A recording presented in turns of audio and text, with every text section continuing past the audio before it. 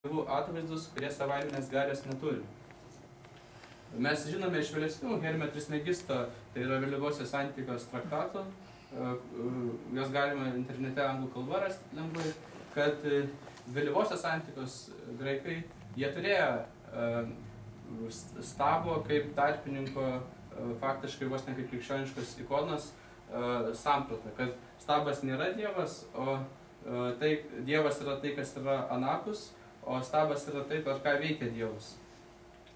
Tačiau Hermis Trismegistas rašė tuo metu, kai jau graikiškoji pagonybė buvo patyrusi labai daug įtakų iš rytų religijų, iš Romos imperijoje egzistavusių kitų religijų, o klasikinės graikų kultūros atžvilgių arba dar senesnės atžvilgių, jo labiau mes visiškai neturime jokio suvokimo, kaip tikintieji pagonis, kurie sekė tą graikų pagonybę, jie traktavo šitos religinius objektus.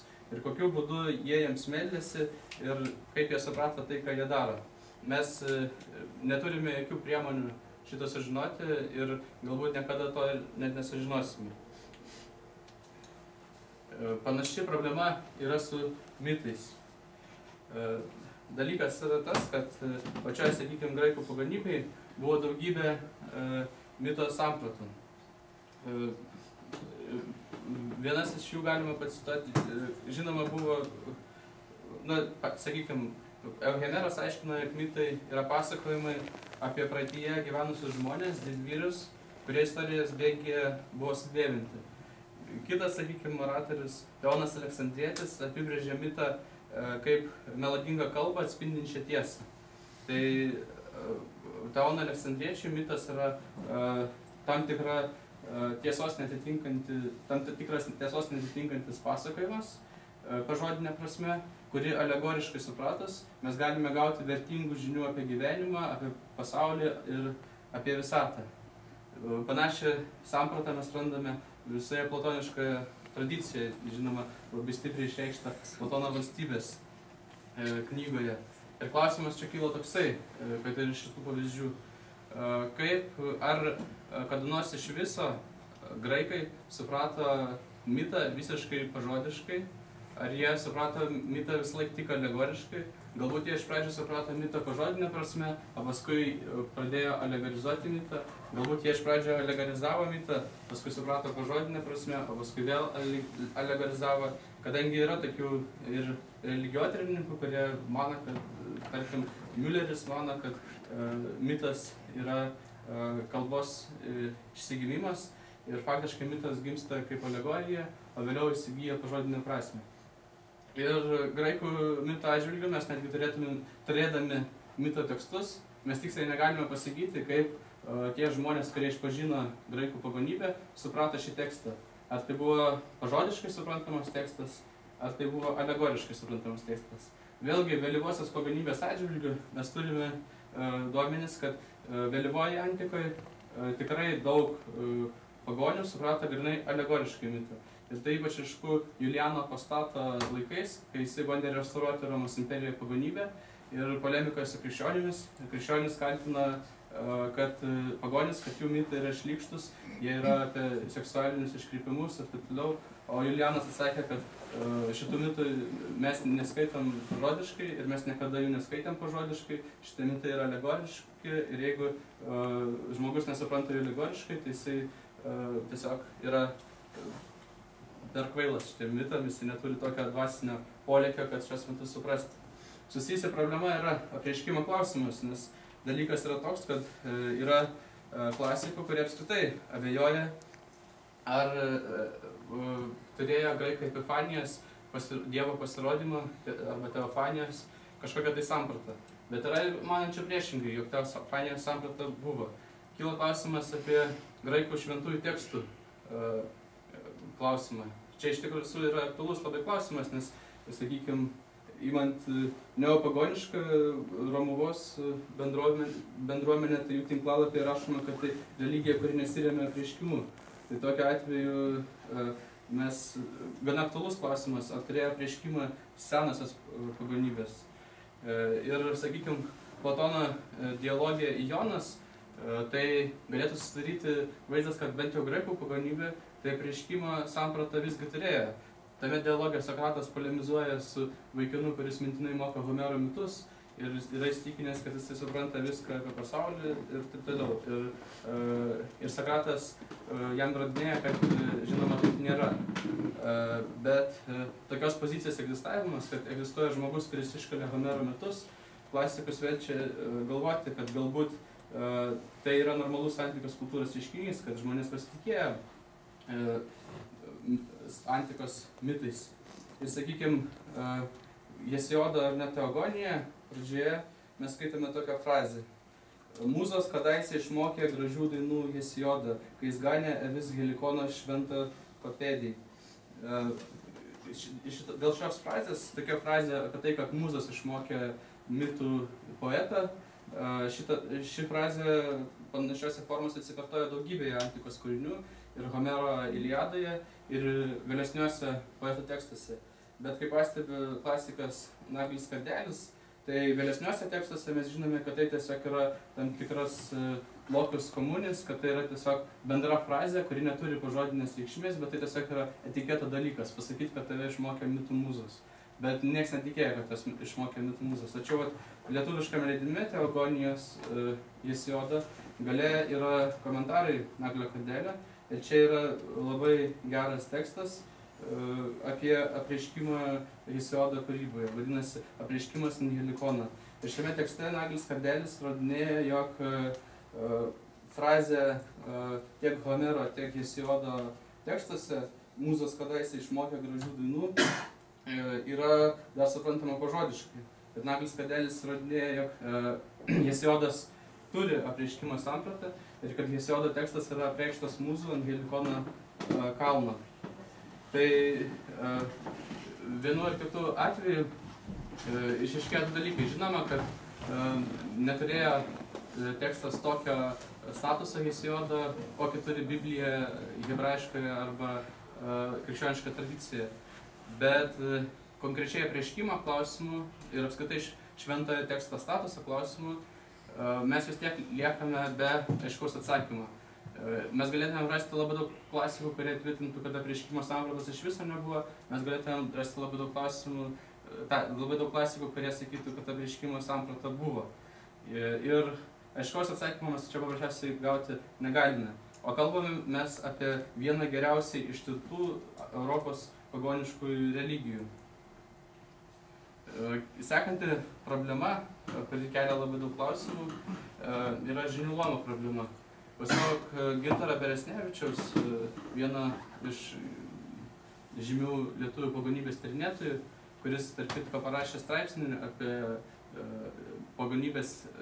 lietuviškosios neopagonybės legitimacijos problemą, pagrindimo problemą. Jis būtent tame straipsnyje ir rašo savo nuomonę apie tai, jog žinių luomo nutraukimas yra pati pagrindinė problema, jo nuomonė, kuri neleidžia atkurti senosios pagonybės. O problema glūdi tame, jog mes vėlgi užaugę krikščionišką kultūrą įsivaizduojame, jog absoliučiai kiekvienas bažnyčios narys turi žinoti pagrindinės tikėjimo tiesas, jas išpažinti, aktyviai dalyvauti liturgijoje, kaip Antras Vatikano susirinkimas suformavo tą sampratą aktualus dalyvavimas, kad Antrojo Vatikano susirinkimo metu, 20 amžiaus viduryje, katalikų dvasininkai, jie skaitė, kad yra blogai, jog bažnyčioje žmonės nesupranta, ką daro kunigas, kokius ritualus jis atlieka, ir kad žmonės turi suprasti ir aktualiai dalyvauti, tai yra, jie turi suprasti, ką daro kunigas. Tačiau pagonybėje niekas neturėjo tokių įsitikinimų, jog absoliučiai kiekvienas žmogus turi idealiai suprasti, ką daro kunigas, kokius ritualus jis atlieka, kodėl jis atlieka ir išpažinti būtent bažnyčios tikėjimą, kuris bažnyčios yra, mokamas visai pilnumoje. Lygiai tiek pat kunigas jį išpažįsta, lygiai tiek pat pasaulietis jį išpažįsta. Tam tikrą ritualinę ir teologinę informaciją buvo visiškai manipuliavęs žinių luomas.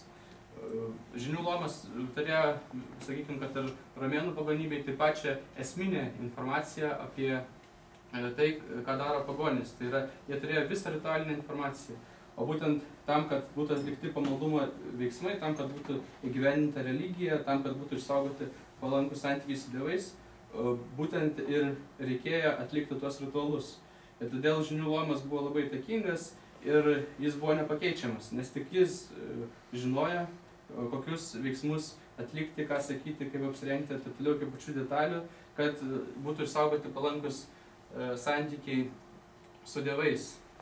Galų gale į žinių luomą daugelį pagoniškų kultūrų gali ir ne kiekvienas patekti, jis yra gana uždaras. Ir tai yra susijęs su tuo, kad skirtingai nei krikščioniškose kultūrose, kur yra suvokiama, kad kiekvienas žmogus yra Dievo atvaizdas ir kiekvienas žmogus turi lygiai tokią pačią prigimtį, daugelį pagoniškų tikėjimų yra tikima, jog prigimtis žmonių yra skirtingos.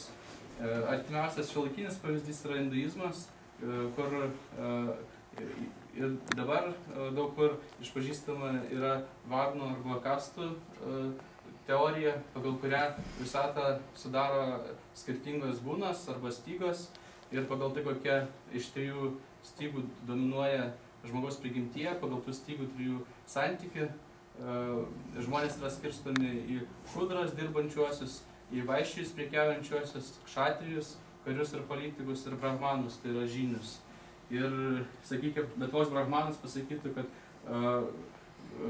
šudrai negalima daryti to, ką daro brahmanas, nes jo prigimtis kitokia ir jis yra gimęs kitokiems dalykams. Viename interviu vienas iš šiuolaikinės Indijos brahmanų jisai taip apibūdina, sako, ar jūs leistumėt žmogui be piloto teisių sėsti už lėktuvo šturvalo, lėktuvo, kurį jūs pats skristumėt? Neleistumėt. Tai sako, lygiai taip pat, aš esu žmogus, kuris iš prigimties turi lėktuvo teisės, aš esu brahmanas. Ir kaip aš galiu leisti šudrai atlikti ritualus šitos, kurių jis negali atlikti. Panaši samprata egzistavo daugelį Europos pagonybių. Yra toks istorikas tarybinių laikų Aronas Gurevičius, tokios analų historiografijos mokyklos atstovas, labai įtakingas istorikas, kuris tyrinėja, jo yra knyga Viduramžių kultūros kategorijos, ir toje knygoje jis tyrinėja viduramžių kultūrą, pradėdamas kiekvieną temą nuo pagoniškų religijų ir tada tyrinėja kristianizaciją kultūros, kaip įsikrikščionina ta kultūra ir kaip pagoniški elementai sąveikia su krikščioniškais. Tai rašydamas apie pagoniškas kultūras, jis pabrėžia, jog daugelį pagoniškų Europos religijų žodžiai geras ir gražus yra sinonimai, arba tai yra absoliučiai tas pats žodis, geras ir gražus. Ir pagonims tai, kas yra gražu, tai yra geros prigimties, ir tai yra savaime gera. O tai, kas yra šlykštu, yra blogos prigimties ir tai yra bloga. Ir lygiai taip pat pagoniškoje teisėje yra skiriami žmonės pagal tam tikrą prigimtį. Ir netgi jie fiziologiškai buvo įsivaizduojama, kad žmogus, kuris yra blogos prigimties, jis yra negražus, o atitinkamai pagal luomą buvo taikoma netgi skirtinga teisė. Negalėjo būti geros prigimties žmogus teisiamas taip pat kaip ir blogas ir atvirkščiai. Kartais tai buvo netgi tam tikrą prasme blogos prigimties žmogaus naudai, nes, sakykime, kaip dabar nėra teisiami gyvūnai, nes jie negali suvokti savo veiksmų, tai lygiai taip pat už kai kurios poelgius negalėjo būti teisiamas blogos prigimties žmogus, nes jisai negali būti atsakingas taip, kaip atsakingas geros prigimties žmogus. Ir iš principo pagoniška kultūra, kaip jis apibūdina, yra aristokratija, tai yra graikiška samprata. Aristos graikiškai yra geriausias ir pagoniška kultūra yra geriausiųjų valdymas. Kaip ir Graikijai buvo vergovinė santvarka, buvo tie geriausiai, kurie gimė laisvaisiais, o jas aptarnavo būrys vergų, kur, sakykime, Sparta žlugo socialinė tvarka dėl to, kad vergų apskritai buvo gerokai daugiau negu laisvųjų piliečių. Šitą teoriją mes matome ir Platono valstybėje, kuris dėsto savo idėjas apie tai, kaip atrodytų ideali valstybė. Mes matome ir Hesiolo darbuose ir dienose. Ir ji pasirodo, kaip jau sakiau, netgi tokiuose tolimuose religijose kaip hinduizmas. Žinoma, sakykime, ne visos pagoniškas religijos tokias sampratą turi. Budizmas, aišku, yra žinoma išimtis, bet budizmas būtent gimė kaip maištas prieš hinduizmą, prieš senesnę indoeuropietišką religiją. Gintaras Beresnevičius rašo: Prūsų valstybę pavadinčiau teokratinė despotija. Tai buvo religinių pagrindų suburta, žinių valdoma karių visuomenė, griežtai apibrėžta įstatymų, kurie garantavo valdžią žiniams. Štai koks buvo įstatymas reglamentuojantis karo grobio dalybas. Grįžęs iš karo, prūsų karys privalėjo 4/4 karo grobio paaukoti dievams, 4/4 skirti Kryviui Krivaičiui, 4/4 prapotauti su bendražygiais ir tik likutį pasilikti savo. Neabejoju, tokia tvarka buvo tam, kad kariai nesusikrautų turtų. Moteris šioje visuomenėje buvo visiškai beteisės. Labai panašius dalykus, ką Ronas Gurevičius rašo, tai galima aptikti ir skandinaviškose, ir germaniškose pagonybėse, netgi ir tas pats propotavimo turto su bendražygiais motyvas, jis atsikartoja faktiškai visose Europos pagonybėse. Ir tokiu būdu išnykus žinių luomai, o lietuvių pagonybėje jis išnyko labai anksti ir, ta prasme, lietuvių pagonybė iš vis, aišku, neturi jokių pačių pagonių parašytų rašytinių šaltinių kaip graikiškoji, kuri turi labai gausiai. Tai išnykus žinių luomui, išnyko pati pagrindinė kertinė informacija apie pagonybę. Apie tai, ko tikėjo pagonys, ką jie praktikavo, bet čia ne tik lietuvių pagonybės problema, o tai yra ir graikų pagonybės problema, dėl to, kad išlikusi informacija ji neatskleidžia pilnumos ir pagrindinių tų ritualinių veiksmų, kurias atlikdavo žiniai. Kita problema susijusi